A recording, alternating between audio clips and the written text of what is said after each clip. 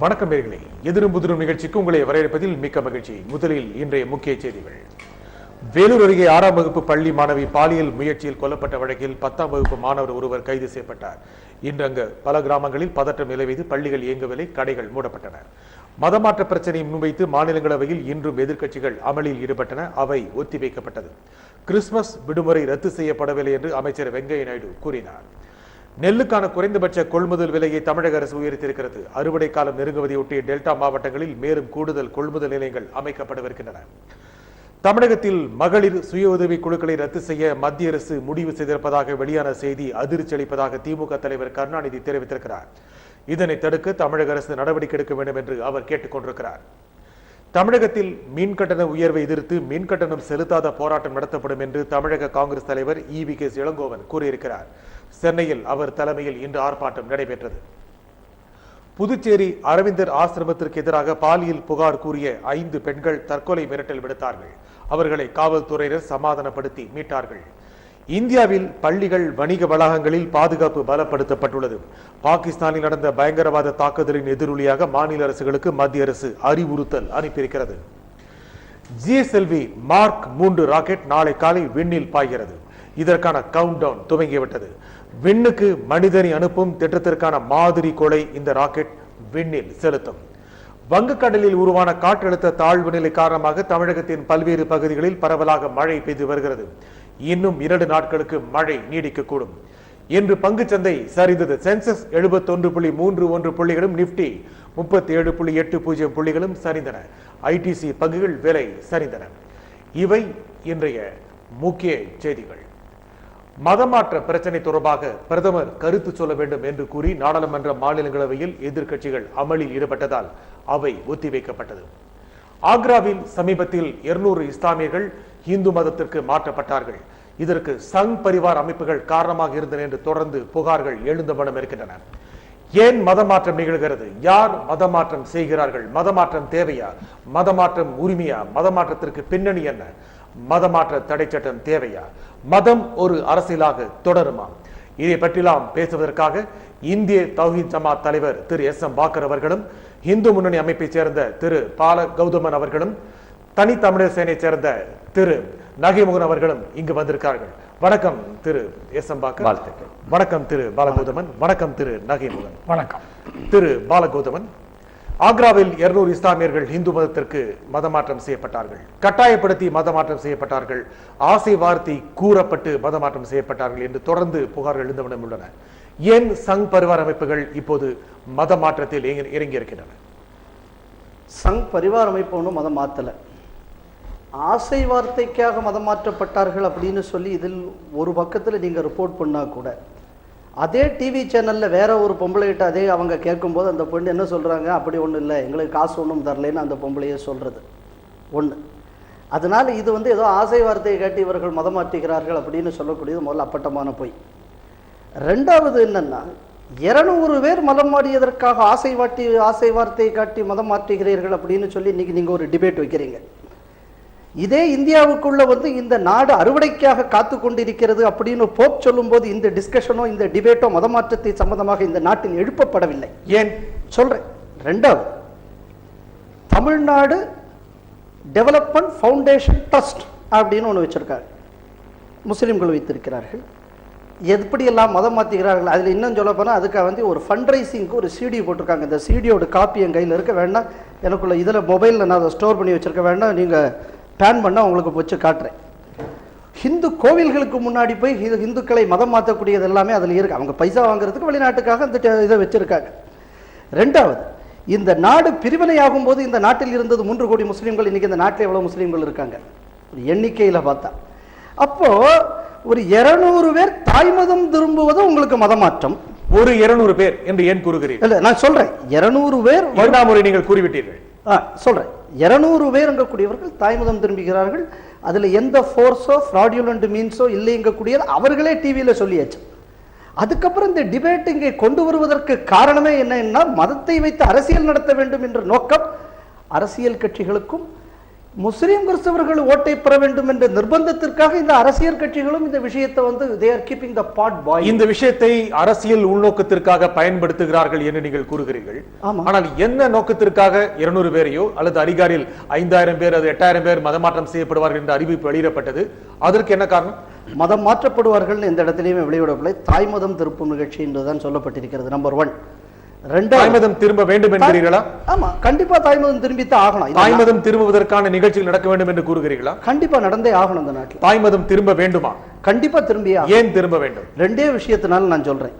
முதல் விஷயம், கிறிஸ்தவ மிஷனரிஸுக்குள்ள ஒரு நோக்கம், அதாவது என்ன இவங்க சொல்லியிருக்காங்க இதுக்கு முன்னாடி அப்படிங்கக்கூடியது வந்து வரலாற்றிலிருந்து நம்ம பார்க்கணும்.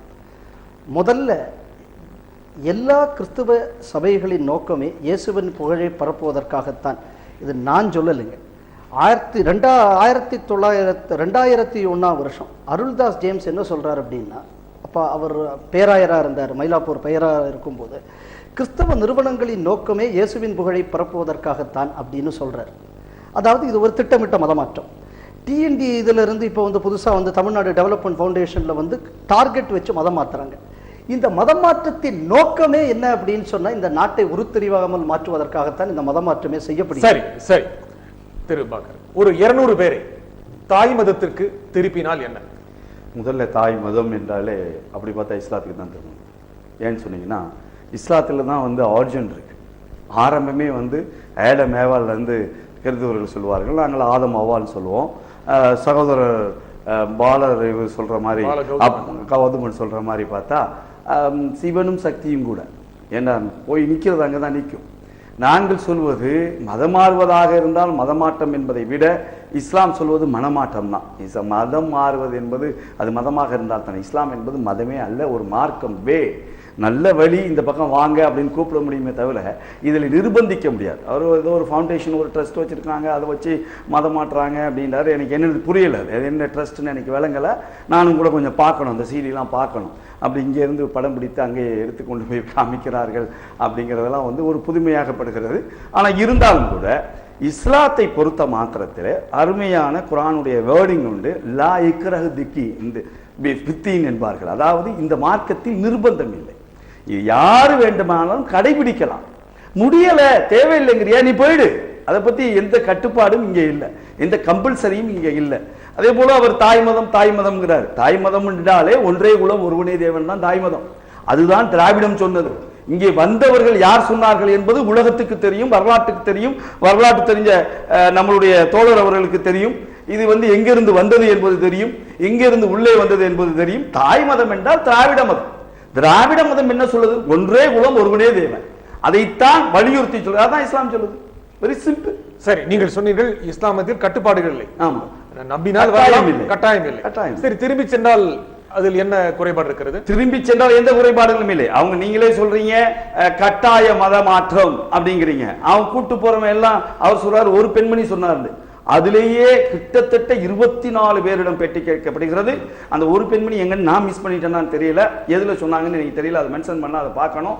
அதுல 24 பேரும் ஒரே வகையான கருத்துக்களை முன்மொழிந்தார்கள். என்ன சொல்றாங்க? எங்களுக்கு கேஸ் கனெக்ஷன் கொடுக்குறேன்னு சொன்னாங்க, எங்களுக்கு வந்து இது ரேஷன் கார்டு கொடுக்குறேன்னு சொன்னாங்க, இப்படி சொன்னாங்க, அப்படி சொன்னாங்க, நாங்க அதுக்குன்னு நாங்க மதமாறவே நாங்க போகல அப்படின்னு சொல்லக்கூடிய அளவுல தான் இருக்குன்னா எங்க இருந்து வருகிறது நமக்கு தெரியல. அடுத்து பிரச்சனை கட்டாயம் அதுதானா? எது இல்ல கட்டாயம் என்பதல்ல, நீங்க கட்டாயப்படுத்தினாலும் ஒரு சரியான இஸ்லாமிய, அதாவது இஸ்லாம் என்பதுங்க ஒரு மதம். ஏற்கனவே நான் சொல்றேன், இது கோட்பாடு, இது கருத்தியல். எவன் இந்த கருத்தை, ஓர் இறை என்ற கருத்தை எவன் ஏற்றுக்கொண்டிருக்கிறானோ அவன் யாரும் மதம் மாற போவதும் இல்லை, வேற எதையும் ஏற்றுக்கொள்ள போவதும் இல்லை, ஏற்றுக்கொள்ள போவதற்கான எந்த இதுவும் ஏற்பட போவதும் இல்லை. அவன் இஸ்லாமியனாகவும் இருக்க முடியாது.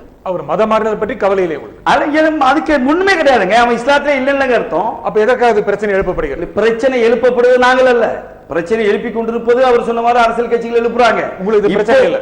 இப்பவும் சொல்கிறேன், பிரச்சனை என்பது இது வேறு டாக்கெட்டாக இவர்கள் செல்வார்கள் என்றால், இப்படி வலியுறுத்தி வற்புறுத்தி செய்வார்கள் என்றால் அது பிரச்சனையாகத்தான் மாறும்.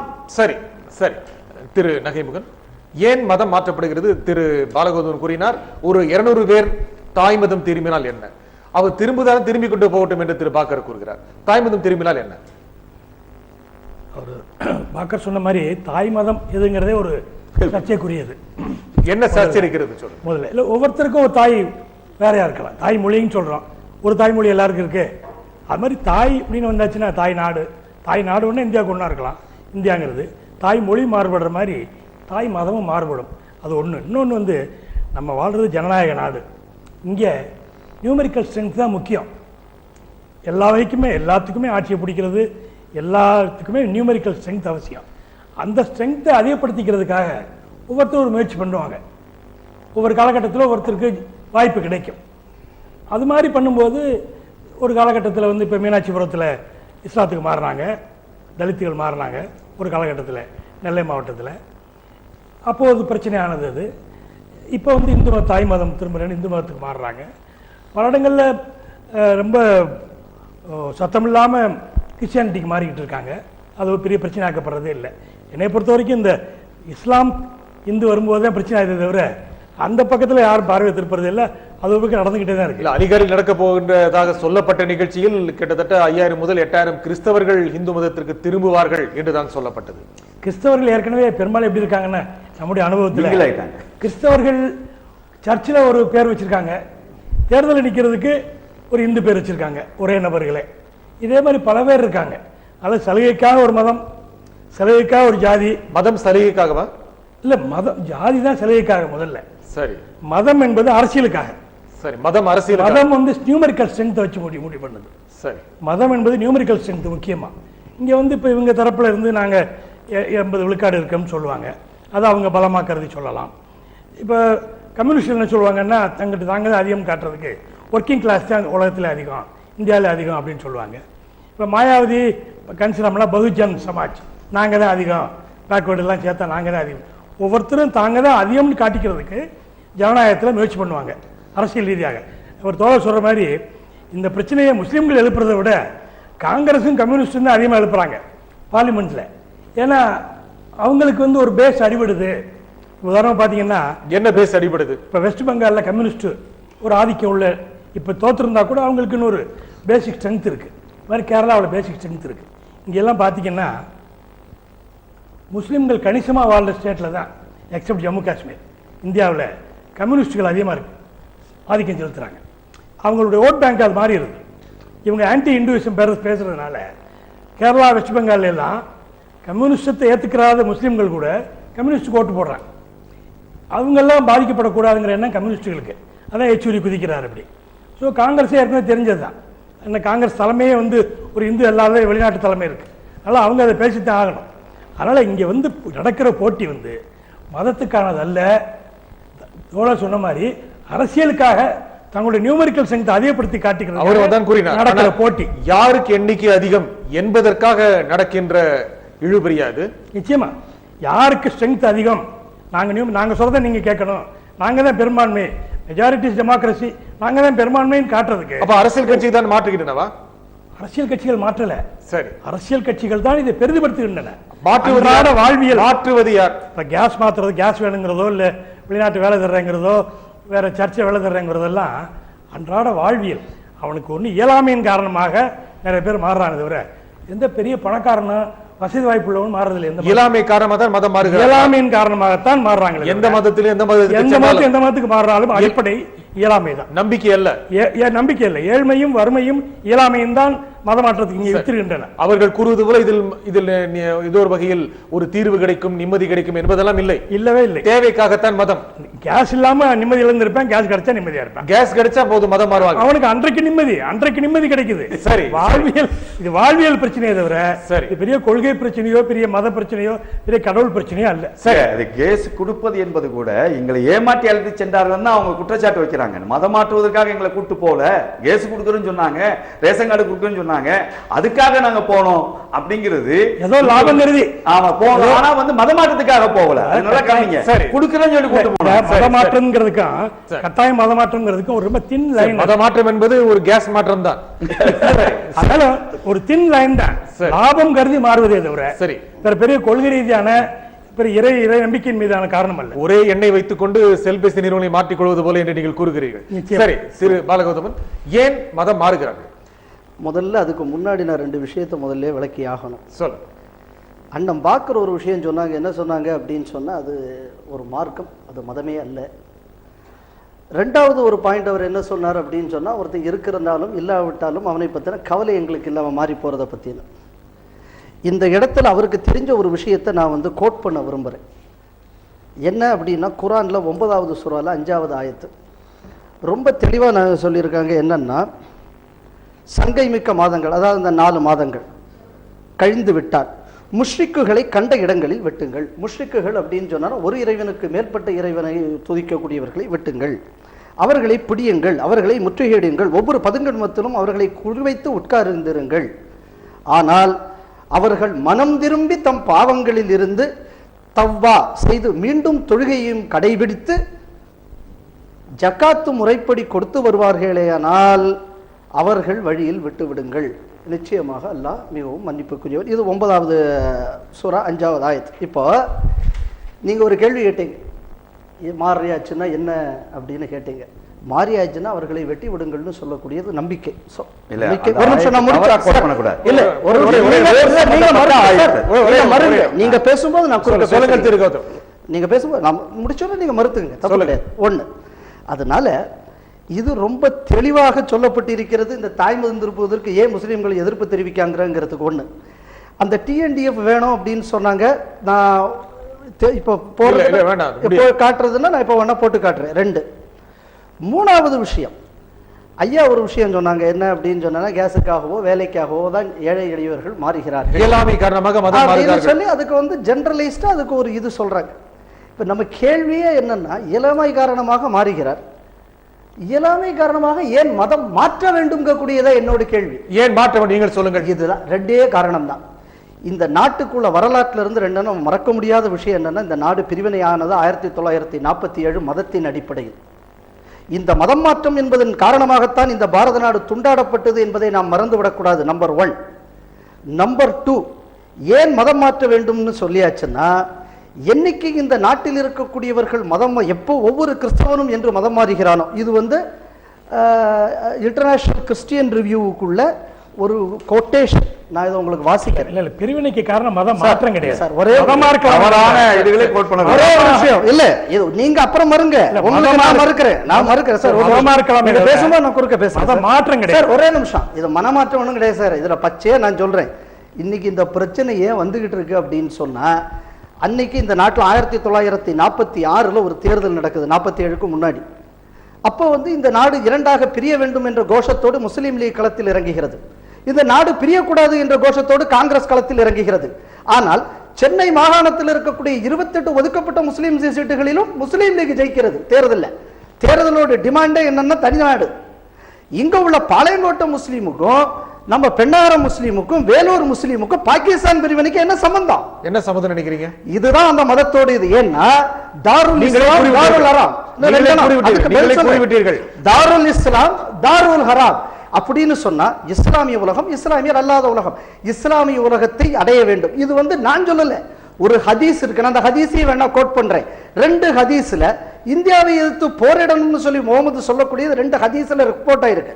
அதனால இந்த நோக்கமே என்னன்னா, இந்தியாவை நாடு பிடிக்க வேண்டும் என்பது மதத்தில் விதிக்கப்பட்ட. நாடு துண்டாடப்பட்டதற்கு மதம் காரணம் கூறினீர்கள், அதை பற்றி பேசும். ஏன் இப்பொழுது ஏன் மத மாற்றம் செய்யப்படுகிறது என்பதை பற்றி நாம் பேச வேண்டும். சொல்லுங்கள் திரும்ப, என்ன கருத்து சொல்லுங்கள். 3 விஷயங்களை அவர் சொல்றாரு இல்லையா, 3 விஷயங்களை மறக்க வேண்டியதா இருக்கு. முதல்ல இருந்து ஆரம்பிக்கலாம். மதத்தினால் தான் பிரிவினைங்கிறார். மதத்தினால் பிரிவினை இல்லைங்கிறத ஆதாரம் தெரிந்தவர்கள், வரலாறு தெரிந்தவர்கள், எப்பவுமே வரலாற்று திருச்சி சொல்றதா அவங்களுடைய பழக்கம், வரலாறு தெரிந்தவர்கள் சொல்வார்கள். ஏனென்றால் அப்துல் கலாம் ஆசாத், அப்துல் கலாம் ஆசாத் முதல் கல்வி அமைச்சர், அன்றைய காங்கிரசுடைய தலைவர்.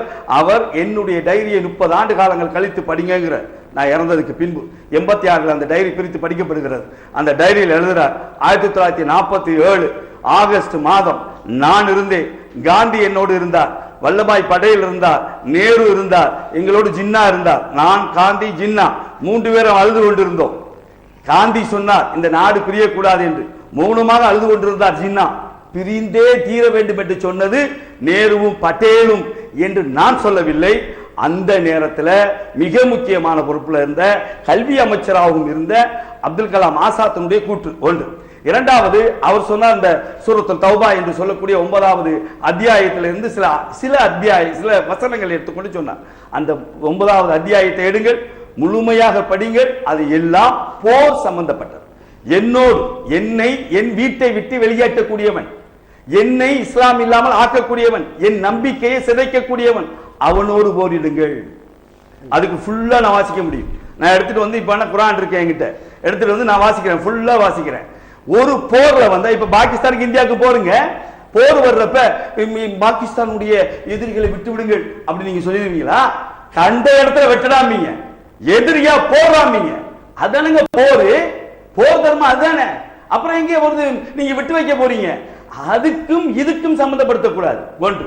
அடுத்தது அதே திருமறை குர்ஆன்ல லாயிக்ரவு ஃபித்தீன்ங்கற வசனம் நான் சொன்னேன். இந்த மார்க்கத்தில் நிர்பந்தம் இல்லை. யாரும் கையை பிடிச்சு இழுக்க முடியாது. யாரும் எதை ஏற்றுக்கொள்வதாக இருந்தாலும் இது கொள்கை. மதம் மாறியவர்கள் அவர்களாகவே மாறியவர்கள் இல்ல, கட்டாய மத மாற்றம் அவரே சொல்றாரு. நாங்க கேஸ் கொடுத்தோம், இது கொடுத்தா என்ன தப்புன்னு கேக்குறாரு இல்லையா? நீங்க சொல்லாட்ட என்னங்க இருக்கு, எல்லாம் தான் சொல்றாங்க. நான் பேசுறப்ப நீங்க பேசுறப்ப குறிக்கல, நான் பேசுறப்ப குறிக்கிற கூடாது. அதுல வந்து நீங்க அப்படி பாருங்க. இப்ப என்னடான்னா ஒரு வரலாற்று பிரிவினையே மாத்தி சொல்லிட்டு இருக்காரு. அது 1.5 லட்சம் முஸ்லிம்கள் கொல்லப்பட்டாங்களே, எங்க இருந்து கொல்லப்பட்டாங்க? அன்றைக்கு பிரிவினையின் போது 3 கோடி பேர் தான் இருந்தான்னு உங்களுக்கு ஸ்டாட்டிஸ்டிக்ஸ் கொடுத்தது யாரு? காட்ட முடியுமாங்களால? முதல்ல தேச பிரிவினையின் போது மொத்த இந்தியர்கள் எத்தனை பேரு சொல்லுங்க? அகண்ட பாரதம் பேசுறீங்க. முதல்ல அகண்ட பாரதம் ஒண்ணு இருந்துச்சா? முகலாயர் வருவதற்கு முன்னாடி இருந்துச்சா அகண்ட பாரதம்? முகலாயர் ஏற்படுத்தினா பாரதத்தை. இந்த பாரதத்தை கட்டியமைத்த பெருமை அந்த முகலாயர், அந்த முஸ்லிம் மன்னர்களுக்கு சாரும். மதமாட்டம் தான் கொள்கை. மதமாட்டம் கொள்கையா இருந்தா அப்பவே மாத்திட்டு போயிருப்பானே. ஒட்டுமொத்த இந்துக்களையும் மாத்திருக்கலாமே. தான் கிட்ட ஆட்சி அதிகாரம் இருந்தது. இப்ப சாதாரணமா 290 சீட்டு வந்த உடனே நாங்க தாய் மதத்துக்கு திரும்ப வைப்போம். உங்களால ஆட முடியுது? ஏயா ஆட்சி அதிகாரம் இருந்தது, மன்னராக அவன் இருந்தா மாற்ற முடியாதா? தொடர்ந்து பேசுவோம். ஆட்சி அதிகாரங்கள் மத மாற்றங்களை ஊக்குவிக்கின்றனவா? இப்படி தொடர்ந்து பேசுவோம், பாருங்கள்.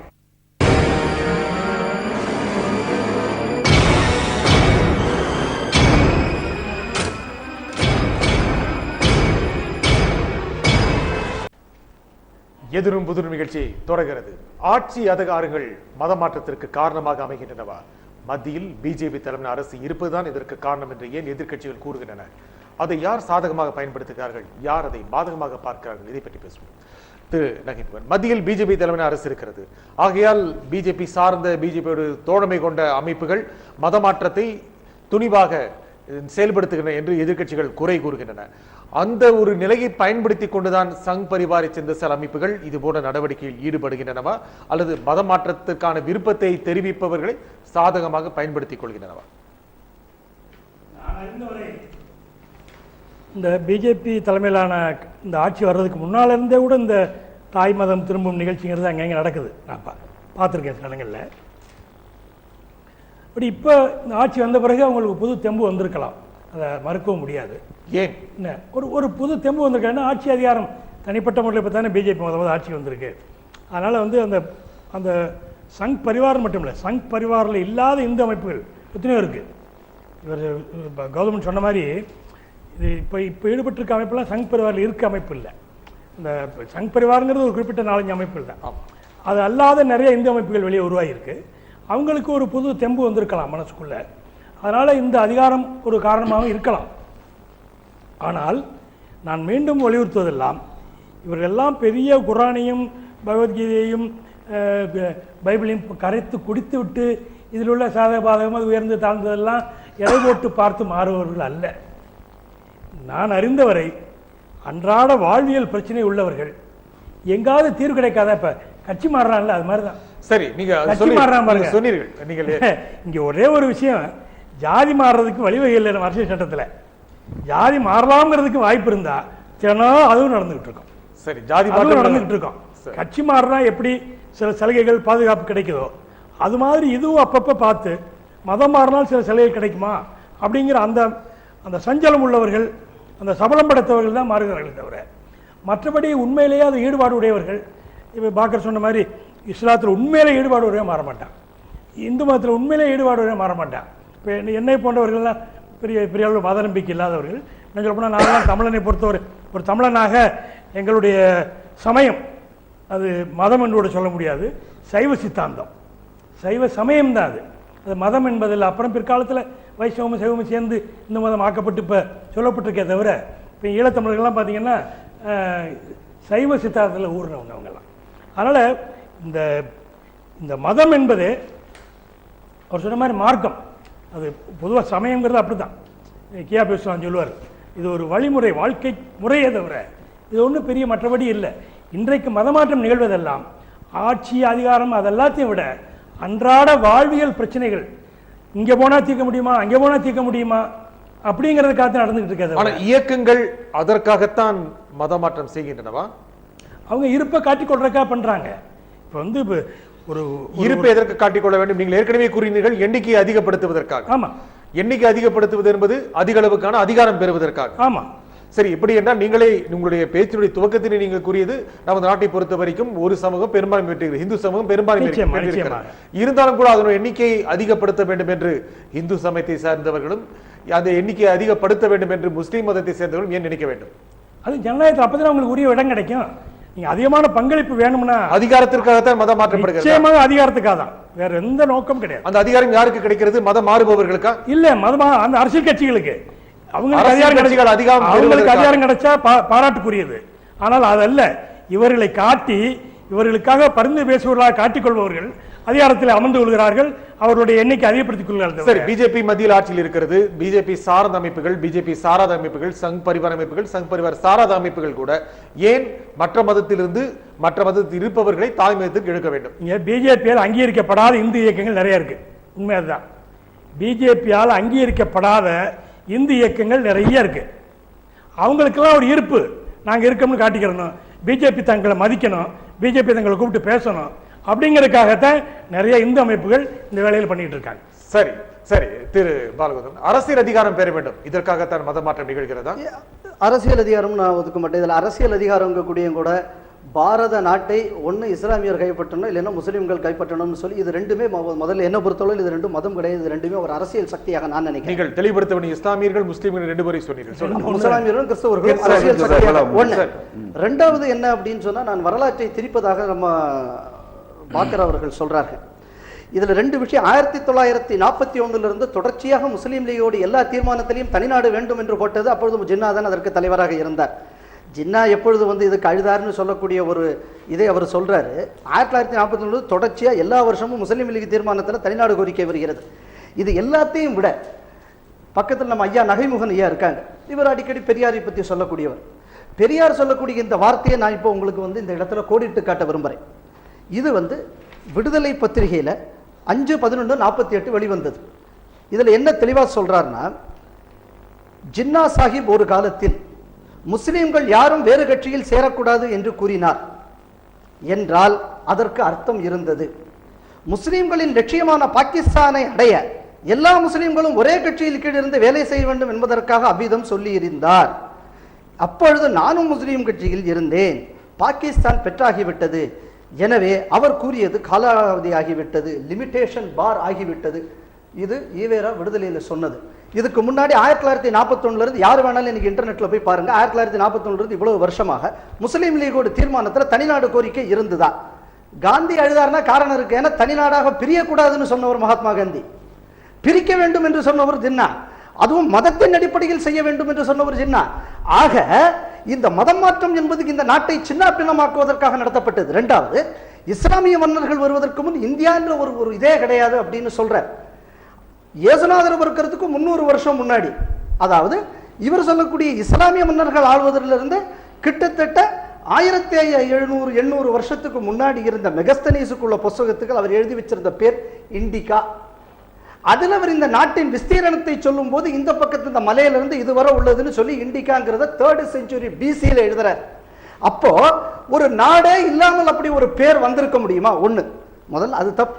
இண்டிகாவுக்கு அப்புறம் தொடர்ச்சியாக எல்லா பெரிய பெரிய பிரெஞ்சு யூரோப்பியன் ரைட்டர்ஸ் ஆகட்டும் சரி, அமெரிக்கன் ரைட்டர்ஸ் ஆகட்டும் சரி, இந்தியான்னு தான் இந்த நாட்டை குறிக்கிறார்கள். 1600 இந்த நாட்டில் அப்பொழுதுதான் காலை எடுத்து வரக்கூடிய வெள்ளைக்காரன் தன் கம்பெனிக்கு ஈஸ்ட் இந்தியா கம்பெனின்னு பேர் வைக்கிறேன். அப்ப இந்தியான்னு ஒரு நாடு இல்லாம எங்க இருந்தாங்க இந்தியாங்கிற ஒரு பேர் வந்தது. அதுக்கு முன்னாடி தான் ஆரம்பிச்சிட்டாங்களே ஒரே நிமிஷம். அப்ப 3rd century BC முகலாயருக்கு முன்னாடியா? மெகஸ்தனீஸ் வந்து முகலாய காலத்துக்கு அப்புறமாக சொல்லுது எழுதி வைக்கப்பட்டது எப்போது? எது? எங்க ஆட்டு பாப்போம். இப்ப நீங்க இந்து என்ற பெயர், இந்து என்ற பெயர் இல்லை என்று சொன்னவர் இருந்தார் சார். 92 வயசுல ஒரு இருக்கார். இந்து என்ற பேரே கிடையாது. நான் பேசும்போது குறுக்க பேசுறேன், நல்லா தெரிஞ்சுங்க. மெகஸ்தனீஸ் தான் எழுதி வைத்தாரான்னு கேள்வி கேட்பாங்களா? யாரு முதல்ல அவர் எழுதினாருக்கு ஆதாரத்தை நீங்க கொண்டு வரீங்க. அவர் எழுதப்பட்டதாக சொல்லப்பட ஆண்டுகள். அப்ப மெகஸ்தனீஸோட புத்தகங்கிறது 3ஆம் செஞ்சுரிங்கிறது இது முகலாயர் ஆண்டார்கள் என்பது வரலாறு. அப்ப மெகஸ்தனீஸுக்குள்ள வரலாறு இல்லையா? முதல்ல இல்ல, அது நீங்க சொன்ன மாதிரி முதல்ல இந்திகா பேர் இல்ல. சரி, அப்படியே பார்த்தாலும் அழகாக கட்ட தெரியும்.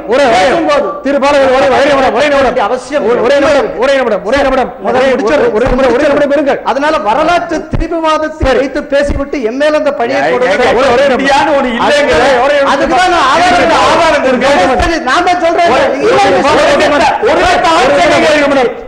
ஒரே ஆட்சி இங்கே எப்ப இருந்துச்சு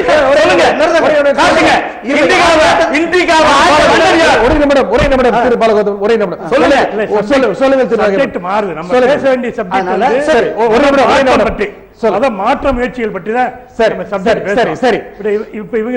மத மாற்றம் பத்தி இல்ல. சரி, மத அடிப்படையில் நாடு பிரிந்ததுங்கிறது வரலாறு. அதனால அதை நம்ம அதுக்குள்ள போகாம இன்றைக்கு இருக்கக்கூடிய மத மாற்றம் அதை பத்தி தான் பேசலாம். சரி சரி சரி திரு பாலகோதம், வரலாறுக்கு போக வேண்டாம். இப்பொழுது மதமாற்றம் நிகழ்வது என்பது மீண்டும் இது ஒரு பிரிவில் நடந்துவிடும், அது போன்ற அச்சம் வந்துவிடும், எண்ணிக்கை அதிகப்படுத்த வேண்டும் என்று யார் நினைக்கிறாங்க?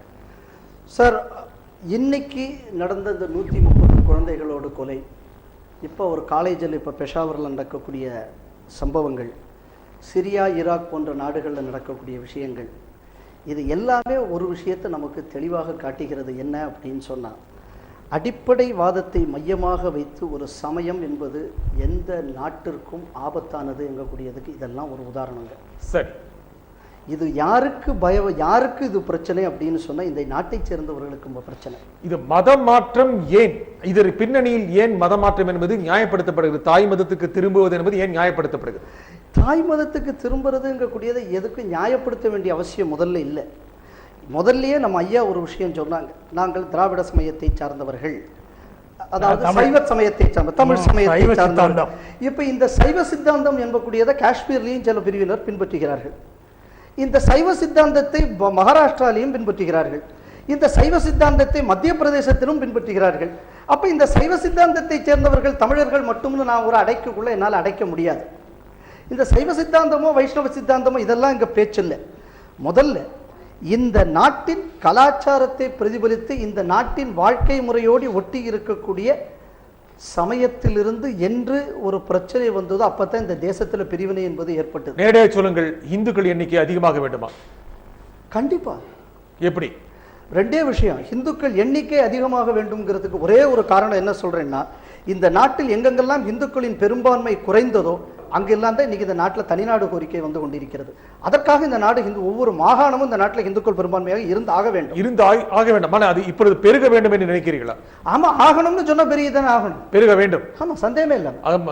அந்த மதத்தை விட்டு சென்றவர்களும் திரும்பவும் தாய் மதத்திற்கு வர வேண்டும். ஆமா, கண்டிப்பா. அதற்கான முயற்சிகளை பிஜேபி சார்ந்த சாராத சங் பரிவார் சார்ந்த சாராத அமைப்புகள் மேற்கொள்ளும். இல்ல, இந்த விஷயத்துல நான் இந்த ஒரு இடத்துல நான் வேறுபட விரும்புறேன். இதுல என்ன அப்படின்னு சொன்னா, இதற்கு நம்ம முயற்சி எடுக்க வேண்டிய அவசியம் ஒண்ணு. தானாக வருவார்கள். எப்ப தானாக வருவார்கள் தெரியுமா? எப்ப வருவாங்கன்னு சொன்னா, அதுக்கு தான் நான் என்ன சொல்றேன்னா, ஆசை காட்டி அச்சுறுத்தி வசதி வாய்ப்புகளை செய்து கொடுத்து மதம் அச்சுறுத்தி தவிர மற்ற ரெண்டு சொல்லுங்க. ஆசை காட்டி வசதி வாய்ப்புகளை ஏற்படுத்தி கொடுத்து, அது ரேஷன் அட்டையும் ஒன்றா. ஆமா, சொல்றேன். Force, fraudulent and temptation. சரி. by conversion to force, fraud and temptation. சரி. இது மூணையும் வந்து நம்ம பேன் பண்ணுவோங்கறேன். சரி சரி, என்ன பிரச்சனை இல்ல, ஆட்சேபமே இல்ல. சரி சரி, எல்லாரும் ஒத்துக்கிட்டோம். சரி சரி, ஆட்சேபமே இல்ல. திருபாக்க இந்துக்கள் எண்ணிக்கை அதிகமாக வேண்டும், முஸ்லீம்கள் எண்ணிக்கை அதிகமாக வேண்டுமா? இல்லை, எங்களை பொறுத்த மாத்திரத்தில் நம்ம திருப்பி சொல்கிறேன், எண்ணிக்கை அல்ல எங்களுடைய நோக்கம், எண்ணிக்கையும் அல்ல இஸ்லாம். இஸ்லாம் என்பது கொள்கை சார்ந்தது, கொள்கையை ஏற்றுக்கொண்டது, ஓர் இறை. அந்த ஓர் இறை தத்துவம் தான் இஸ்லாம் என்பதை தவிர மற்றபடி நீங்க எல்லாரும் வந்து விடுங்கள் அப்படி சொல்லவும் இல்லை. இஸ்லாத்தை பொறுத்த மாத்திரம் சொல்லுங்க, வரலையா விட்டுட்டு போயிட்டே இருங்க அப்படிங்கிறது இஸ்லாமிய தத்துவம். அடுத்து அவர் சொல்கின்றது போல எல்லாமே அண்ணன் சொல்ற நகைமுறை தோழர் சொல்கின்றது போல எல்லாருமே மாத்தி மாத்தி மாத்தி ஏதாவது ஒரு ஆசைவார்த்தை காட்டித்தான் மாற்றப்படுகிறார்கள் என்றால், அப்படி மாற்றப்பட்டவர்கள் தமிழ்நாட்டில் மீனாட்சிபுரத்தை குறிப்பிட்டு சொன்னாங்க. மீனாட்சிபுரத்தில் எல்லாருமே போயிருந்தாங்க. எந்த ஆசை வார்த்தை அவர்களை கொண்டு வந்தது? மீனாட்சிபுரத்திலிருந்து தானாக வந்தவர்கள். அவர்கள் சொன்னது ஒரே ஒரு காரணம் சொன்னாங்க, எங்களுக்கு சமத்துவம் கிடைக்கிறது, சகோதரத்துவம் கிடைக்கிறது, இதை கொடுங்க பாப்போம். நீங்க இப்ப தாய்மலை வர்றாங்களே, எந்த சாதியில சேர்ப்பிய? எந்த சாதி? நீங்க அவர்களுக்கு பேர் என்ன சாதி? ஒரு நிமிஷம், லெப்பே கிட்டங்கிறது எதுவுமே கிடையாதுங்க எங்கிட்ட. ஆனா லெப்பேங்கிறது நீங்க அவன் செய்கின்ற தொழிலை பொறுத்தது. நான் இப்ப கேட்கிறேன், இப்ப தாய்மலை வர்றவர எந்த மதத்துல சேர்ப்பு? முதல்ல அர்ஜுன் சம்பவத்தை எந்த மதத்துல சேர்ப்பு? எந்த உங்க இதுல சேர்த்துக்கிறீங்க? பிராமணாவளா சேர்த்துக்கிறீங்களா? அர்ஜுன் சம்பவத்துக்கு வந்து இந்து முன்னணியில வந்து ஏன் தலைமைத்துவம் கொடுக்கல? எதுக்காக அவர் வந்து தனியாக போனாரு? ஏன்? இந்த கேள்விகளுக்கெல்லாம் உங்களால பதில் சொல்ல முடியாது. தாய்மதம் திரும்புவதுனா என்ன? நாங்கள் தெளிவாக சொல்கிறோம், சாதியமற்றது. இஸ்லாம் என்பது சாதியம் கிடையாது. சாதியத்தை வைத்து இங்க பிரிக்கவும் முடியாது. நீ உயர்ந்த சாதி, நீ தாழ்ந்த சாதி, நீ பள்ளிவாசலுக்கு வருவதாக இருந்தால் டோக்கன் கொடுத்தா நீ தனி வழியில வரலாம், இந்த வழியில வரலாம், கிடையாது. யாரு வேண்டாம் தொலை வைக்கலாம். நேற்று இஸ்லாத்துல வந்தவர், அவர் தொழுகையை படித்துக் கொண்டார், அவர் எனக்கு இமாமா நிற்பாரு.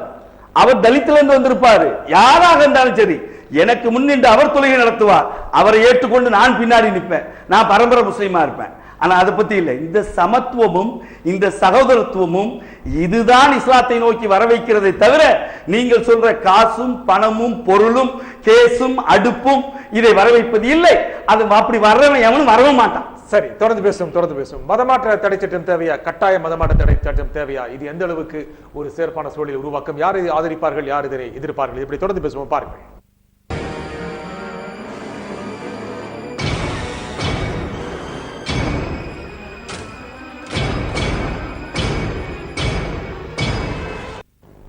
எதிரும் புதிரும் நிகழ்ச்சியை தொடர்கிறது.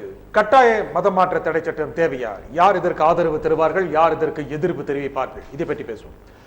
திரு நகீபன், இந்த விவாதம், மதமாற்றம் குறித்து விவாதம் வரும்பொழுதெல்லாம் நிச்சயமாக பிஜேபி சாரத அமைப்புகள் நேரடியாக கேட்பது கட்டாய மதமாற்ற தடை சட்டம் தேவையா இல்லையா? மதமாற்ற தடை சட்டம் அப்படிங்கிறதுல கட்டாயம்ங்கிற வார்த்தையை சேர்க்கறதுக்கு பாருங்க, அந்த மதமாற்றம் அப்படிங்கிறதுக்கும் கட்டாயம்ங்கிற வார்த்தையை சேர்க்கறதுக்கும் என்ன சம்மந்தம் இருக்குன்னு எனக்கு தெரியல. சரி, மதமாற்றம்னு வந்தால் அது கட்டாயமாக இருந்தாலும் லாபங்கரதியாக இருந்தாலும் விருப்பமாக இருந்தாலும் எல்லாம் ஒன்று தான். மதமாற்றம்னா மதமாற்றம் தான். அதில் கட்டாயங்கிற வார்த்தையை பயன்படுத்தினாலும் எந்த பயனும் கிடையாது. அது சும்மா சில பேர் தப்பிச்சுக்கிறதுக்காக, வாதத்துக்காக உதவுமே தவிர மற்ற வேற எதுக்கும் உதவாது. மதமாற்ற தடை சட்டம் தேவையா தேவையில்லை? கட்டாயம் தேவை. ஏன்? ஏனென்றால் இந்த தங்களுடைய எண்ணிக்கை அதிகப்படுத்திக் கொள்கிற முயற்சியாவது நின்று போகும். ஆனால் நீங்களே கூறின அவர்கள் விருப்பமும் ஒன்று இருக்கிறது, இருக்க வாய்ப்பு இருக்கிறது என்று. இல்லை, மதமாற்ற தடை சட்டம் என்று வந்துவிட்டால் விரும்பினாலும் விரும்பாவிட்டாலும் கட்டாயப்படுத்தினாலும் இல்லாவிட்டாலும் மதமாற்றம் தடை செய்யப்பட வேண்டும். எப்படி இங்கே ஜாதி மாற்றம் கூடாதோ, எப்படி முடியாதோ, அதே போல் மதமாற்றமும் இயலாதபடி செய்ய வேண்டும். ஜாதி மாற்றம் முடியாது, அதே மாதிரி இது முடியாது. முடியும், இதையும் முடியாது ஆக்க வேண்டும். ஆக்க முடியுமா? ஏன் முடியாது? அல்லது ஜாதி மாற்றத்தையும் அளவு பண்ணுங்க. ஜாதி மாற்றம் ஆக்க முடியும். ஏதாவது ஒன்று சமத்துவம் கொண்டு வாங்க. ஒன்று மதம் மாறுற மாதிரி ஜாதி மாறுறதுக்கு வாய்ப்பு கொடுங்க. இல்ல ஜாதி எப்படி மாற முடியாதோ அதே மாதிரி மதம் மாற முடியாதுன்னு மதமாற்ற தடை சட்டம். இரண்டையும் எப்படி நீங்கள் சமன்படுத்த நினைக்கிறீர்கள்? ரெண்டுமே வாழ்வியல் பிரச்சனை. இங்க ஜாதி வாழ்வியல் பிரச்சனையா? நிச்சயமாக ஜாதி. இப்ப என்ன கேட்டீங்கன்னா என்ன சொல்ல போனீங்கன்னா, சமுதாயத்தில் தலித்து ஒதுக்கப்படுறான்னு சொல்றாங்க. நீங்க ஜாதி மாறலாம் சொல்லுங்க, 90% தலித்த மாறிடலாம். ஜாதி மாறலாம் என்ன சலுகை கிடைக்குது, மாறிடுவான். சலுகை தான் ஜாதி மாற்றம். நிச்சயமா வாழ்வியல் பிரச்சனை தான் மதமும் ஜாதியும். அது அரசியலுக்கு அரசியல் பயன்படுத்துவார்கள் தவிர மக்களை பொறுத்தவரை அது வாழ்வியல் பிரச்சனை. சரி, மதத்தை மதமாற்றம் கூடாது ஏன் கூறுகிறீர்கள்? மதமாற்றம் கூடாதுன்னு சொல்லலைன்னா, ஜாதி மாற்றம் எப்படி கூடாதோ சமத்துவம் வேண்டும். ஜாதி மாற முடியாதபடி மதம் மாற முடியாதபடி பண்ணுங்க. இல்ல மதம் மாறுகிற வாய்ப்பு இருக்கிறதுனால சட்டப்படி அது அனுமதிக்கப்படுவதால் மதம் ஜாதியும் மாறலாம்னு சொல்லுங்க. மதம் நம்பிக்கை தொடர்பானது என்று சொல்லப்படுகிறது. இது பாரம்பரிய முறை. இதுவும் நம்பிக்கைப்படிதான். நீங்க கிராமங்களில் எந்த சாமியை கும்பிட்றானோ அதை வச்சு தான் 3 சாமி கும்பிட்றவன் 4 சாமி கும்பிட்றவன் அதை வச்சு தான் ஜாதி முறையெல்லாம் இருக்கு. ஜாதிக்கு இந்த ஜாதிக்காரன் இதை கும்பிடுவேன், அந்த ஜாதிக்காரன் இதை கும்பிடுவேன். அதனால் ஜாதியும் மதமும் இந்தியாவில் பிரிக்க முடியாது. நீங்கள் எப்படி ஜாதி மாற்ற முடியாது? இங்க தோழர் சொன்னார், இஸ்லாத்தில் இல்லை, நானும் ஒத்துக்கிறேன். ஆனால் இங்கே டேவிட் தேவர் உண்டு, தாமஸ் நாடார் உண்டு, ஞானசேகர் பிள்ளை உண்டு. இங்கே கிறிஸ்தவ மதத்துக்கு போனாலும் ஜாதி பட்டம்லாம் பின்னாலே இருக்கு. இஸ்லாத்தில் இல்லைங்கிறத ஒத்துக்கிறேன், ஆனால் இங்கே அப்படி கிறிஸ்தவருக்கு போனால் இருக்குது. அதனால் இங்கே ஜாதியும் மதமும் வந்து பின்னி பிணைந்தது. அதை மாறலாம்னு சொல்லிட்டு இதை மாறக்கூடாதுன்னு சொல்கிறதும், இதை மாறக்கூடாதுன்னு சொல்லிட்டு அதை மாறலாம்னு சொல்கிறதும் என்றைக்குமே பிரச்சனையை தான் உருவாக்கும். நிரந்தரமாக தீர்வு வேணும்னா ரெண்டையும் சமத்துவமாக்கணும். ஒன்று கட்டாய மதமாற்ற தடை சட்டம் இல்லை, வெறும் சாதாரண மதமாற்ற தடை சட்டமே கொண்டு வரணும். இல்லை இதையும் ஃப்ரீ பண்ணி விடுங்க, ஜாதி மாறிக்கலாம். சட்டப்பூர்வமாக மாறக்கூடாது என்று கூறுகிறீர்கள். சட்டப்பூர்வமாக மாற நம்பிக்கை. இப்போ எங்கள் அம்மாலாம், நான்லாம் திராவிட இயக்க குடும்பத்தை சேர்ந்து பல தலைமுறைகள் நாங்கள் சாமி கும்பிட்றதே இல்லை. ஆனால் எங்கள் அம்மா 86 வயசு, அவங்க வந்து படிக்கும்போது ஒரு கிறிஸ்தவ ஸ்கூலில் படிச்சிருக்காங்க. அதனால் தெரியாமல் இன்னைக்கு வரைக்கும் ஒரு சின்ன ஏசு படம் வச்சுருப்பாங்க பெட்டிக்குள்ளே. அது வந்து அவங்க நம்பிக்கை, சின்ன பிள்ளைலேருந்து வந்து நம்பிக்கை. அப்படிங்க குடும்ப ரீதியாக வந்த பிறகு என் கோயிலுக்கெல்லாம் போகிறதில்ல, அதெல்லாம் பண்ணுறதில்லை. ஸோ அதனால் அது வந்து தனிப்பட்ட நம்பிக்கை என்பது வேறு. சரி, அவங்க எதை வேணாலும் கும்பிடலாம். சரி சரி சரி. பழக்கம் வேளாங்கண்ணிக்கு போகிற இந்துக்கள் இருக்காங்க, நாகூருக்கு போகிற இந்துக்கள் இருக்காங்க. அதனால வந்து இதெல்லாம் நம்பிக்கையை பொறுத்தது தான். சரி சரி. அதனால இது வந்து ஒரு பெரிய ஸ்டிஃபான ஒரு ஃபார்முலாலாம் கிடையாது. சரி, இங்கே வந்து வாழ்வியல் தான் பிரச்சனையே தவிர. வாழ்வியல் தான் பிரச்சனை. ஆமாம். சரி, திரு பாலகுதமன், மதமாற்ற தடை சட்டம் தேவையா?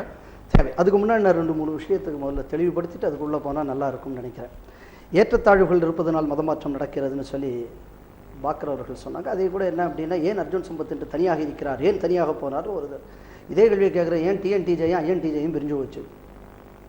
அப்போ இதுக்கு நான் இப்படி ஒரு அர்த்தம் சொல்லட்டுமா? இல்லைன்னு இப்போ 24 முஸ்லீம் அமைப்புகள் இருக்குது. உலகத்தில் எல்லாருமே ஒரு கொடைக்கு கீழே வரணும்னு சொல்லிட்டு ஏன் 25 அமைப்பு வச்சு நடத்துறியா? எல்லாரும் ஒன்றா இருந்துக்க வேண்டியது தானே. ஸோ அதனால் இந்த மாதிரியான ஆர்குமெண்ட் வந்து சத்தத்தினால வேணால் நிற்கலாம், லாஜிக்கில் நிற்காது. ஒன்று. ரெண்டாவது, ஏற்றத்தாழ்வுகளை பற்றி பேசுகிறார். உலகம் முழுக்கும் ஒரு ஏற்றத்தாழ்வு. ஒவ்வொரு வருஷமும் அரபு நாட்டிலிருந்து இந்த நாட்டில் வந்து முத்தா கல்யாணம் பண்ணிக்கிட்டு செல்கிறார்கள்.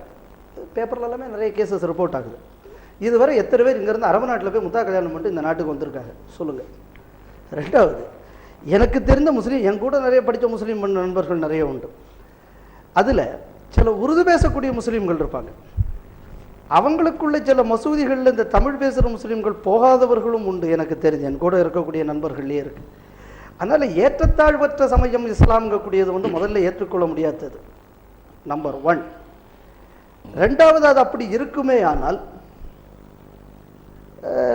உங்களுக்கு வந்து இன்றைக்கி ஒவைசி கூட்டங்கள் ஏன் மற்றவங்களை வந்து தீண்டத்தகாதவர்களாக இன்றைக்கும் பார்த்துக்கிட்டு இருக்காங்க? இல்லை இந்தியாவிலேருந்து வேலைக்கு போகிறாங்க கல்ஃபுக்கு போகக்கூடிய முஸ்லீம்கள் என்ன வந்து அந்த அரபு நாட்டு முஸ்லீம்களுக்கு இருக்கக்கூடிய அதே மரியாதையோடு நடத்தப்படுகிறார்களா?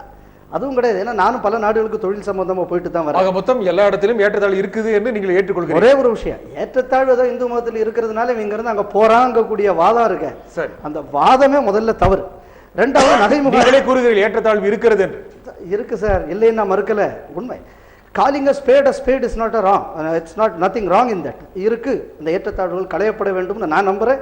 அதற்காக நான் வேலை செய்கிறேன், அது என்னோட இது. அப்புறம் மதம் மாறி போன முஸ்லீம் கிறிஸ்தவர்களுக்கு தலித் அந்தஸ்து கொடுக்க வேண்டும்னு இவங்களே போராட்டமும் நடத்துறாங்க. உங்க தான் ஒன்றும் கிடையாதுன்ட்டீங்கல்ல, அதுக்கப்புறம் எதுக்குங்க தலித் அந்தஸ்து கொடுக்கணும்னு போராட்டம் நடத்துறீங்க? முஸ்லீம்ஸ் யார் நடத்த மாட்டாங்க? இல்ல இல்ல, முஸ்லீம்ஸ் யார் நடத்த மாட்டாங்க? போஸ்டர் ஒட்டி இருக்காங்களே, முஸ்லீம் அப்படி நடத்த மாட்டாங்க. எந்த அமைப்புன்னு சொல்லுங்க. எல்லா அரசியல் ஒவ்வொன்றுக்கு நான் பதில் சொல்றேன். ஏன்னா அரசியல் கட்சிகள்லாம் ஒட்டியிருக்கல போஸ்டர். அடுத்தது, நீங்க கேட்டீங்க கட்டாய மதமாற்ற தடை சட்டத்தின் அவசியம். நான் முன்னாடி சொன்ன மாதிரி தான், இந்த நாட்டில் எந்த ஒரு பிரதேசம் ஹிந்து மெஜாரிட்டியை இழக்கிறதோ அதெல்லாம் இன்னைக்கு இந்த நாட்டிலிருந்து பிரிவினையை நோக்கி சென்று கொண்டிருக்கிறது என்பது இந்த நாட்டின் வரலாறு. இந்த நாட்டின் நிகழ்காலத்திலையும் அப்படித்தான் இருந்துகிட்டு. சொல்லுங்க நீங்க ஒரு சின்ன உதாரணம். ஜம்மு காஷ்மீர் நீங்க சொல்லலாம். வேற இப்போ நார்த் ஈஸ்ட் நாகாலாண்டை பொறுத்தளவில் கிறிஸ்டியன் மிஷனரிஸோட ஒரு ஓப்பன் கால் இருக்கு, வேணா நான் அதை படிக்கட்டுமா? இல்லை நீங்க சொல்லுங்க. நான் இப்போ நாகாலாண்டில் பொறுத்தளவில் என்ன சொல்றாங்க அப்படின்னு சொன்னா, நாகா லிம்னு சொல்லி இவர் முவையா வந்து பயங்கரவாத அமைப்புகள் பிரிவினைக்காக போராடி இல்ல 1989 எலெக்ஷன்ல, மிசோராம் எலெக்ஷன்ல ராஜீவ்காந்தி பைபிளின் அடிப்படையில் கேனான் லாவை கொண்டு வருவேன்னு அரசியல் அறிக்கை விடுறாங்க காங்கிரஸ்காரங்க. என்ன அப்படின்னா அது கிறிஸ்தவமயமாக விட்டதுங்கிறது. அதுக்கப்புறம் இன்னொரு ஒரு சின்ன உதாரணம் சொல்றேன். இப்போ கூடங்குளம் பிரச்சனை வந்தது சமீபத்தில். கூடங்குளம் பிரச்சனை வந்த உடனே ஒரு போராட்டம் நடக்கிறது. அந்த போராட்டத்தை ஆன்டி நியூக்ளியர் மூவ்மெண்ட்டாக பார்க்குறீங்க. அந்த ஆன்டி நியூக்ளியர் மூவ்மெண்ட்டுக்கு சர்ச்சு வழி பணம் வந்ததுன்னு சொல்லி அப்போ இருந்த காங்கிரஸ் அமைப்பு மந்திரி நாராயணசாமியை வந்து ஆதாரத்தை வெளியிடுறாரு. அந்த பேங்க் அக்கௌண்ட்டை ஃப்ரீஸ் பண்ணுறாங்க. அப்போ ஒரு சர்ச்சுங்கக்கூடிய ஒரு மத ஸ்தாபனம் ஒரு நாட்டில் இருக்கக்கூடிய ஒரு விஷயத்தில் தலையிடுறது அப்படின்னு சொல்லும்போது இதுல வந்து இந்த நாட்டின் அரசியல் சார்ந்திருக்கு. அது விடுங்க, டைனாஸ்டின்னு ஒரு புக் இருக்கு, அதாவது நேரு குடும்பத்தை பற்றினது. வில்லியம் ஒயிட் ஹெட்ங்கக்கூடிய ஒரு பிபிசி கமெண்டேட்டர் எழுதின புக், அது இந்துத்துவவாதிகள் யாரும் எழுதல, ஒரு அக்மார் கஸ்தவர் எழுதின புக். அதில் ரொம்ப தெளிவாக சொல்றாங்க, EMS நம்பூதிரிப்பாடு கவர்மெண்ட்டை தோற்கடிப்பதற்காக அமெரிக்கன் மிஷனரிஸ் வந்து சர்ச்சு வழி எலெக்ஷனுக்கு ஃபண்டை கொடுத்தாங்க அப்படின்னு அந்த புஸ்தகத்தில் குறிப்பிடப்படுகிறது. அப்போ இந்த மதங்கள் அனைத்துமே இந்த நாட்டிற்கு வெளியில் இருக்கும் ஒரு சக்திக்கு தூண்டுதலாகவும் இந்த நாட்டை பிரிப்பதற்காகவும் செயல்பட்டு கொண்டு இருக்கிறதுங்கிறதுக்கு இதையும் கூட என்ன ஆதாரம் வேணும்? மதமாற்ற தடை சட்டம் தேவை. 200%. சரி திரு பாக்கர், மதமாற்ற தடை சட்டம் அதாவது இந்தியாவை பொறுத்த மாத்திரத்தில் நீங்க என்ன கேட்க வர்றீங்களோ, இந்தியாவை பொறுத்த மாத்திரத்தில் இது பன்முகத்தன தன்மை கொண்ட ஒரு நாடு, பல மதங்கள், கிட்டத்தட்ட இது எத்தனை மதங்கள் எண்ண முடியாத அளவுக்கு இந்தியா இருக்கு. ஆனால் இந்தியாவுக்குள்ள அது ஒற்றுமை, வேற்றுமையில் ஒற்றுமை தான் இந்தியாவினுடைய பலமும். அதுதான் பலகீனமாக்கக்கூடிய முயற்சி இந்த மாதிரி மாற்றங்கள் என்பது. பலகீனமாக்க முயற்சி என்று ஏன் சொல்கிறீர்கள்? இல்ல, பலகீனமான முயற்சி என்பது பாத்தீங்கன்னா இது என்ன ஆகும், 2 பேருக்கு இடையில ஒரு பக்கம் ஆயாச்சு, இன்னும் கொஞ்சம் 5000 பேருமாங்க, இன்னும் இங்க 1,00,000 பேர்னு அறிவிச்சிருக்காங்க. இப்படி ஆகிறப்ப கண்டிப்பா கிளாஷ் ஏற்படும், 2 மோதல். ஏற்கனவே மதம் மாறியவர்கள் தானே, அதான் இன மோதல் ஏற்படும். மதம் மாறியவர்கள் நீங்க ஒட்டுமொத்தமும் நீங்க சொல்ல முடியாது, பல தலைமுறைக்கு முன்னாடி மாறி இருப்பான், இப்ப மாறினவங்க கொஞ்சம் பேர் அந்த மாதிரி அல்ல. ஆனால் நாங்கள் சொல்வது நீங்க சொல்ற மாதிரி தாய் மதம் தான். நீங்க ஒன்றே குலம் ஒருவனே தேவன் தான் எங்களுடைய தாய்மதம், அதைத்தான் இஸ்லாம் சொல்லுது. அதனால நாங்க திராவிட, நாங்க அதுல தான் இருக்கிறோம், அதுல எந்த டவுட்டும் கிடையாது. அவர் மாதிரி சைவ சித்தாந்தம் ஒன்றே குலத்தை தான் சொல்லுது. நட்டைகள்ல 4 புசுவம் சுற்றி வரக்கூடிய இது வந்து நட்டகள்னு பேசுவோம், நாதன் உள்ள இருக்கைன்னு சொல்ற ஒரு சித்தர் தான் சொல்லிட்டு இருக்கிறாரு, வல்லவர் தான் சொல்றாரு. இப்படி நிறைய பேசலாம். நாதன் உள்ள இருக்கைங்கிறது இஸ்லாம் இல்ல இல்ல, ஒரு நிமிஷம். இறைவனை பொறுத்த நாதன் உள்ள இருக்கை நம்பிக்கைங்க. நம்பிக்கைனா என்ன? நம்பிக்கை என்பது என்ன பாருங்க, நாங்க பேச வர மாட்டோம். என்னுடைய நண்பர்கள் எல்லாம் முஸ்லிம்கள், சில உருது பள்ளிக்குள்ள போக மாட்டாங்க. எந்த உருது பள்ளி? வாங்க, பள்ளிவாசல்ல யாரு வேண்டாலும் போகலாம், எவர் வேண்டாலும் போகலாம், யாருக்கு எந்த தடையும் இல்ல, ரிஸ்ட்ரிக்ஷன் இல்ல. யாரையும் கூப்பிட்டு நீ என்ன சாதின்னு கேட்க மாட்டான், நீ எங்க இருந்து வந்தன்னு கேட்க மாட்டான், நீ உருது பேசுறியா தமிழ் பேசுறியா எங்கேயாவது கேட்டான். இந்த பள்ளிவாசல கேட்டாலும் ஒரு பள்ளிவாசல காட்டுங்க பாப்போம், அந்த மாதிரி காட்ட முடியுமா உங்களால? இதுவும் தவறான கருத்து. அதே போல இந்த நாட்டில் கொடுத்திருக்கக்கூடிய சுதந்திரம், மத சுதந்திரம் சரி, அத்தனை சுதந்திரமும் கருத்து சுதந்திரமும் சரி, இது பேணி பாதுகாக்கப்பட்டால் தான் இந்தியா என்ற நாடு ஒரு நாடாக இருக்கும். அதுல போய் முரண்படுகிறோம், கருத்து வேறுபாடு பெறுகிறோம், இல்லை அதுக்கு தடை கொண்டு வருவோம். நீங்க என்ன தடை கொண்டு வந்தாலும் சரி, மனமாற்றப்படுறவங்க நீங்க என்ன செய்வீங்க? எந்த தடையை கொண்டு வந்து அங்க முடக்க பார்ப்பீங்க. அதே மாதிரி சலுகைக்காகத்தான் மதம் மாறுகிறார்கள் என்றால், எங்க இஸ்லாத்துல வந்தா எந்த சலுகையும் கிடையாது. இங்க வந்து எந்த கிறிஸ்தவத்துல கூட தலித் கிறிஸ்தவன்னு சொல்லலாம். இங்க இஸ்லாத்துல முஸ்லிம் தலித்துகள் சொல்லக்கூடிய எங்கேயாவது இருக்காங்கன்னா யாராவது கேட்டு போஸ்டர் ஓட்டிருக்காங்களா? சொல்லுங்க. பெரும்பான்மை சமூகத்தை ஆதரிக்கிறவர்கள், இந்து சார்பான அமைப்பாக இயங்குகிறவர்கள் மதமாற்ற தடை சட்டம் தேவை என்று கூறுகிறார்கள். உங்களை போன்ற எந்த சட்டமும் தேவையில்லைங்க. எந்த சட்டம்? நாட்டிலே மக்களை மக்களாக வாழ விடுங்க, கருத்து சுதந்திரமா இருக்க விடுங்க. அப்புறம் இன்னொரு வைங்க, இன்னொரு சட்டத்தை கொண்டு வாங்க. பிஜேபியில் இருக்கக்கூடியவர்கள் இனிமேல் காங்கிரஸுக்கு செல்லக்கூடாது, அரசியல் தடை சட்டம் கொண்டு வாங்க. அதே போல மதமும் அரசியல் இருக்கு இல்ல, வாங்க ஆன்டி டிஃபெக்ஷன் ஆக்ட் இருக்கு. மதம் அப்ப மதத்தை இவர் அரசியலாக பார்க்கிறார். அரசியல் இல்ல, அரசியல் ஆக்குறது நீங்க. மதமும் வந்தீங்களோ அப்போ அரசியல், ஒரே அரசியல் இல்ல, நாட்டை பிரித்ததுதான் அரசியல். கண்டிப்பாக நாட்டை இந்துத்துவா எப்படி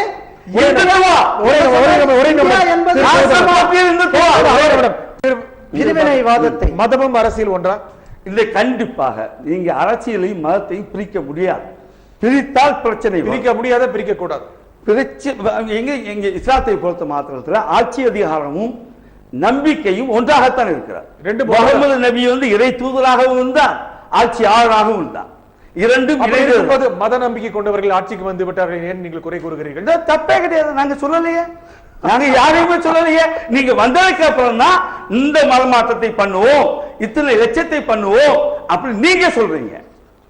ஆனா இப்படி யாரையும் முஸ்லிம் நீங்க சொல்ல முடியாது. சரி திரு நகைமுகன், மதமாற்றம், மதம் நம்பிக்கை அரசியலாகிறது, அது ஏற்றுக்கொள்ள வேண்டும். இல்லை, அதை நான் ஒத்துக்கிறேன். அரசியலும் மதமும் பிரிக்க முடியாது. அது சும்மா ஒரு பேச்சுக்கொன்னா சொல்லாமே தவிர அதெல்லாம் பிரிக்க முடியாது, ஜாதி உள்பட. நான் சொல்றேன் மத சார்பின்மை என்ன? மத சார்பின்மை என்பது என்ன? மதச்சார்பின்மை என்பது உண்மையிலேயே இங்கே எப்படி அர்த்தம் கொள்ளப்படுகிறது என்றால், செக்குலரிசம் அப்படிங்கிறதுக்கு எல்லா மதத்தையும் ஏற்றுக்கொள்கிறது என்று எல்லா மதத்தையும் ஏற்றுக்கொள்வது என்று இங்கே கருதப்படுகிறது. ஆனால் உண்மை அதுவல்ல. மதம் செக்குலரிசம் என்பது எந்த மதத்தையுமே ஏற்காதது தான். ஆனா நமது நாடு உடைய அரசியல் சட்டப்படி மதச்சார்பின்மை என்பது அனைத்து இந்த குழப்பம், இந்த செக்குலரிசம்ங்கிற குழப்பம், இந்த குழப்பமே இருக்கிறதுனால இந்த செக்குலரிசம்ங்கிறதே குழப்பமா இருக்கு. சரி, மத சார்பின்மை என்று சொல்றாங்களே தவிர, ஆனால் சார்பின்மை இல்லாமல் இல்லை. இப்போ கிறிஸ்துமஸுக்கு வந்து ஏதோ லீவு கேன்சல் பண்ண போறேன்னாங்கன்னா கத்துறாங்கல்ல, அப்போ மத சார்பின்மைன்னு அர்த்தம். அது மத சார்பு இருக்கு. எல்லா மதத்தையும் ஏற்றுக்கொண்டதாக செக்குலரிசம் இங்கே கருதப்படுகிறது, தவறாக கருதப்படுகிறது. ரியல் செக்குலரிசம் வந்து எந்த மதத்தையுமே ஏற்காதுதான் செக்குலரிசம். சரி, திரு பாலகௌதமன், மத சார்பின்மை சாத்தியமா? மதச்சார்பின்மைங்கக்கூடியதே முதல்ல ஹம்பக். ஃபர்ஸ்ட்ல என்னன்னா, பிஜேபி போன்ற அமைப்புகள் நாங்கள் தான் உண்மையான மதச்சார்பற்றவர்கள் என்று ஏன் கூறுகிறார்? ஒரே ஒரு விஷயம் என்ன அப்படின்னா, இதுல தான் இப்போ பேச்சே வருது. ப்ளூரலிசம் வேற, செக்குலரிசம் வேற. இவங்க ரெண்டு பேரும் பேசுறது ப்ளூரலிசம். நம்ம நாட்டில் ப்ளூரலிசத்துக்கு செக்குலரிசத்துக்கும் உள்ள வித்தியாசம் தெரியாதவர்கள் நம்ம நாட்டில் இருக்கக்கூடிய பெரும்பாலான அரசியல்வாதிகளும் இவங்களும். அதனால இங்கே என்ன அப்படின்னா, இந்தியாவில் மட்டும் செக்குலரிசத்துக்கு ஒரு தனி மீனிங் கொடுக்கப்பட்டிருக்கிறது. ஒன்று. ரெண்டாவது, நண்பர் திருப்பி திருப்பி ஒரு விஷயத்தை சொல்கிறார். உலகம் முழுக்க அந்த ஒரு தலைவர், அவனுக்கு கீழே இருப்பது இதுதான் ஒரு ஒரிஜினல் மதம். இது நல்லா நீங்கள் தெரிஞ்சுக்கங்க. செக்குலரிசம்ங்கிறது எந்த இடத்துல வரும்னா, இந்த நாட்டோட கான்ஸ்டிடியூஷனை மையப்படுத்தி நான் பேசும்போது வரும். இந்த நாட்டில் நடக்கக்கூடியது ஒரு இந்தியாவில் இருக்கக்கூடிய ஒரு செக்குலர் கான்ஸ்டிடியூஷனை வைத்து நடக்க, அரசியல் சட்டப்படி தான் நடக்க முடியும். அவர் சொல்றது என்ன தெரியுமா, இஸ்லாத்தை பொறுத்தளவில் ஆட்சியும் இதுவும் சேர்ந்தே தான் இருக்கும் அப்படின்னா, இந்தியாவில் என்ன நடக்கக்கூடியது, என்ன காலிஃபாட்சியா நடந்துகிட்டு இருக்கு. காலிஃபாட்சிக்கு அது சரியாக இருக்கும். இப்ப இவர்களுக்குள்ள நோக்கமே என்னன்னா, இந்த காலிஃபாட்சி இந்தியாவில் வர வேண்டும்ங்கிறதுக்கு தான் இவர் இப்படி பேசிக்கிட்டு. ஏன் உள்நோக்கம் கற்பிக்கிறீர்கள்? இல்ல, உள்நோக்கம் இல்லை. இதுக்கு என்னங்க அர்த்தம்? ரெண்டு விஷயம் நான் சொல்றேன். மதத்தும் இதுவும் சேர்ந்துதான் நடக்க வேண்டும், இது எங்கள் மத நம்பிக்கை, இதைப்படித்தான் இந்த நாட்டில் அரசியல் அவர் சொல்றாரு. இது ஓபன் ஸ்டேட்மெண்ட். இதுல நான் வந்து ஒரு இன்டர்பிரேஷன் கொடுக்க வேண்டிய அவசியம் இல்லை. அவர் பேசும்போதே ரெண்டாவது ஒரு வார்த்தை சொன்னார், இந்தியா இருக்க வேண்டும் என்றால் இப்படி இருக்கணும்னு. அப்ப இந்தியா இருக்க வேண்டும், அப்ப இந்தியா இல்லாமல் இருக்கணும்னு சொல்லி ஆசைப்படுறது யாராவது? அப்ப இல்லாட்ட நீங்க மாத்தி இப்ப ஏதாவது பண்ண போறீங்களா? சரி, இப்ப பாருங்க, இந்த ரெண்டு இடத்துலயும் அவர் விட்ட வார்த்தையை தான் நான் கோட் பண்றேன். நான் புதுசா எந்த வார்த்தையும் கோட் பண்ணல. இதுல இருந்து நான் உள்நோக்கம் கற்பிக்க வேண்டாம், அவர் நோக்கத்தை வெளிப்படையாக சொல்லுங்கள். அதாவது அவரே சொன்னாரு, இந்தியா மதம் ஒரு பக்கம் மாறிக்கொண்டிருப்பதினால்தான் இங்க வந்து தனி நாடு கேட்கிறார்கள் என்று நான் சொல்லல, அவர் சொன்னார். ஆமா, நான் சொல்லல, அவர் சொன்னார். எவர்தான் சொல்லுகிறார்? அகண்ட பாரதம் வேண்டும் என்று அவர்களுடைய கொள்கை. நாங்களும் இப்ப சொல்றோம், அகண்ட பாரதம் எங்களுக்கு தேவை.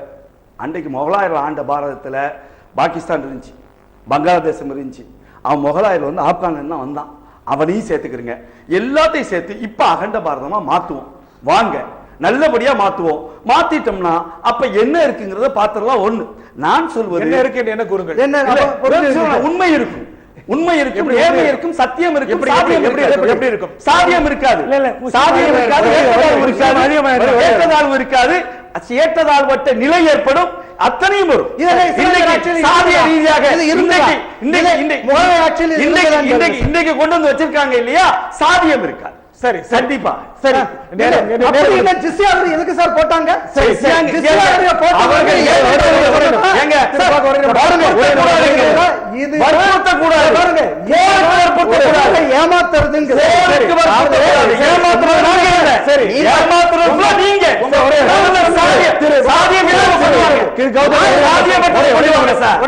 நீங்க பற்பனை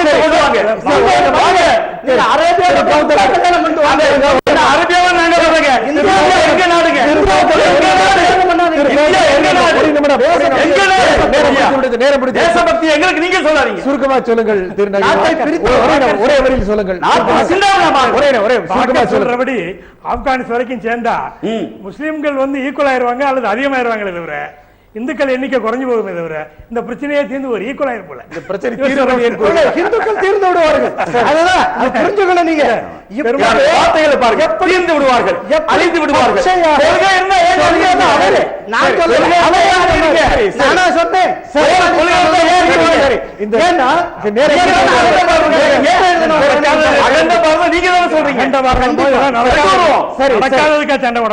சொல்றேன், இந்த நிகழ்ச்சியில் கலந்து கொண்டு மதச்சார்பு, மதச்சார்பின்மை, மதமாற்றமின்மை பற்றிய கருத்தியல் குறிப்புக்காக திரு பாலகௌதமன், திரு நகைமகன், மிக்க நன்றி. வணக்கம். நன்றி. இத்துடன் எதிரும் புதிரும் முயற்சி நிறைவடைகிறது. மீண்டும் நாளை சந்திப்போம். நன்றி, வணக்கம்.